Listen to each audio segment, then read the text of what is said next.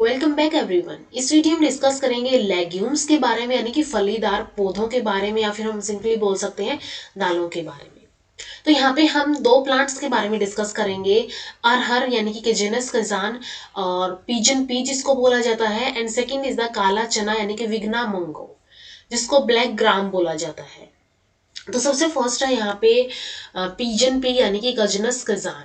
तो ये जो है ये फैमिली फेबिसी और लेग्यूमिनेसी फैमिली से बिलोंग करते हैं। इनका वर्निकुलर नेम अरहर, तुअर या फिर कांगो पी होता है, कांगो मटर होता है। नेक्स्ट इसका उत्पत्ति और वितरण। तो ये अफ्रीका का नेटिव है जो कि 2200 ईसा पूर्व से पहले मिस्र में इसकी खेती की जाती थी। यह दुनिया के सभी उष्ण कटिबंधीय यानी ट्रॉपिकल जो कंट्रीज होती जैसे कि संयुक्त राज्य America, Africa, Bharat, Australia, West Indies, इन सभी के अंदर ये उगाया जाता है। भारत में मुख्यतः उत्तर प्रदेश, आंध्र प्रदेश, तमिलनाडु, बिहार, मध्य प्रदेश, महाराष्ट्र में इसकी खेती की जाती है। तो ये इसका ओरिजिन एंड डिस्ट्रीब्यूशन है। अफ्रीका का नेटिव है एंड 2200 ईसा पूर्व से पहले इसको क्या किया जाता था, मिस्र के अंदर इसकी खेती की जाती थी। इसके अलावा दुनिया के ट्रॉपिकल कंट्रीज के अंदर उगाया जाता है, और भारत के अंदर उत्तर प्रदेश, आंध्र प्रदेश, तमिलनाडु, बिहार, मध्य प्रदेश और महाराष्ट्र के अंदर इसको उगाया जाता है। नेक्स्ट इसका बोटेनिकल डिस्क्रिप्शन। तो ये अत्यधिक शाखित होता है, प्रोफ्यूजली ब्रांच्ड होता है, एनुअल और पेरिनियल श्रब भी होती है। 0.6 to 3 मीटर इसकी हाइट होती है। पत्तियां, पत्ते यानी कि ट्राइफोलिएट लीव्स इसके अंदर पाए जाते हैं, जो क्या होते हैं 3 लीफलेट्स के साथ पाए जाते हैं। इन्फ्लोरेसेंस इसके अंदर एक्सिलरी कोरिम्बोस टाइप की इन्फ्लोरेसेंस यहाँ पे होती है, और ये रिसिन जो होती है एक टर्मिनल पेनिकल फॉर्म कर लेती है। फ्लावर इसके अंदर येलो और पर्पल कलर के होते हैं।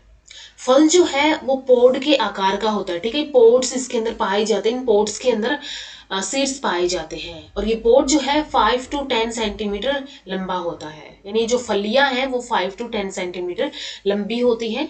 बीज गहरे लाल रंग के होते हैं, और इसके अंदर जो कोटिलेडन्स होते हैं वो हल्के और गहरे पीले रंग के होते हैं। तो ये इसका बोटेनिकल डिस्क्रिप्शन है। नेक्स्ट है यूज। इसको एज अ पल्स क्रॉप यानी कि दलहनी फसल की तरह के रूप में इसको उपयोग किया जाता है। इसकी जो हरी पत्तियां होती है इस फसल की, उसका उपयोग चारे और हरी खाद के रूप में किया जाता है।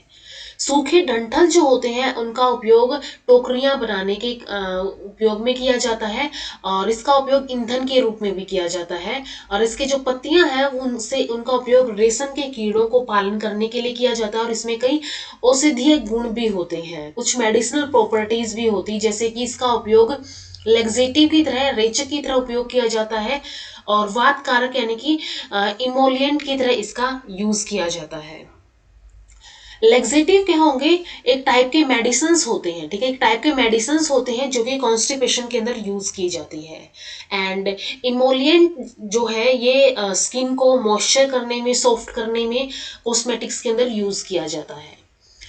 इसके अलावा पौधे, ये जो पौधे होते हैं, जो क्रॉप होती है, पवन अवरोधक यानी कि विंड बैरियर के रूप में कार्य करती है, और मिट्टी के कटाव यानी कि सोयल इरोजन, मृदा अपरदन को भी ये रोकती है। इसका उपयोग जॉन्डिस यानी पीलिया, इसके अलावा जननांग यानी जेनिटियल, और त्वचा की जलन यानी कि स्किन इरिटेशन के उपचार में इसकी पत्तियों का रस उपयोग किया जाता है। तो ये सभी यूजेस हैं पीजन पे या फिर अरहर के। सेकेंड यहाँ पे आता है विग्ना मंगो यानी कि ब्लैक ग्राम। फैमिली फेबेसी और लेग्यूमिनेसी से बिलोंग करता है। इसका स्थानीय भाषा में नाम उड़द होता है। इसका ओरिजिन एंड डिस्ट्रीब्यूशन की अगर हम बात करें तो इसकी उत्पत्ति है, इसका ओरिजिन है मध्य एशिया और भारत में हुआ है, और इसको बाद में पाकिस्तान, श्रीलंका, म्यांमार, मेडागास्कर, पूर्वी एशिया, अफ्रीका, अमेरिका जैसे अन्य देशों में इसको फैलाया गया, यानी कि अन्य देशों में स्प्रेड हो गया। इसके बाद नेक्स्ट इसका आता है बोटेनिकल डिस्क्रिप्शन। तो ये जो प्लांट होता है विग्ना मंगो का, ये छोटा और सीधा, तेजी से बढ़ने वाला वार्षिक फली ये होती है, एनुअल लेग्यूम ये एक प्लांट होता है जो कि 30 से 100 सेंटीमीटर की हाइट को अटेन कर सकता है। अच्छी तरह से विकसित टैप रूट सिस्टम इसके अंदर पाया जाता है। पत्तियां जो है इसकी अंडाकार और पत्र यानी कि लीफलेट्स के साथ ट्राइफोलिएट होती है। ठीक है, 3 लीफलेट इसके अंदर पाई जाती हैं पत्तियों के अंदर।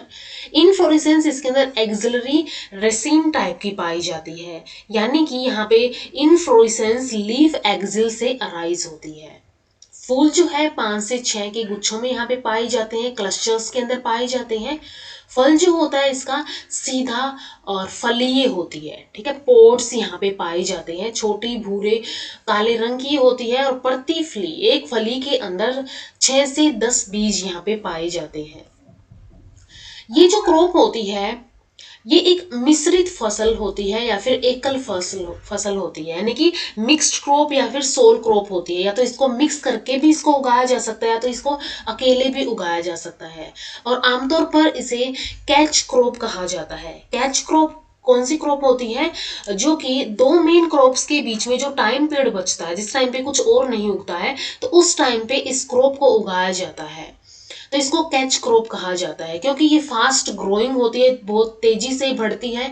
इसके अलावा लेग्यूम्स होने की वजह से इनके अंदर क्या होते हैं, इनके नोड्यूल्स, रूट नोड्यूल्स के अंदर नाइट्रोजन फिक्सेशन होती है, जिसकी वजह से सॉइल की फर्टिलिटी भी इंक्रीज हो जाती है। नेक्स्ट यहाँ पे आते हैं ब्लैक ग्राम के यूजेस।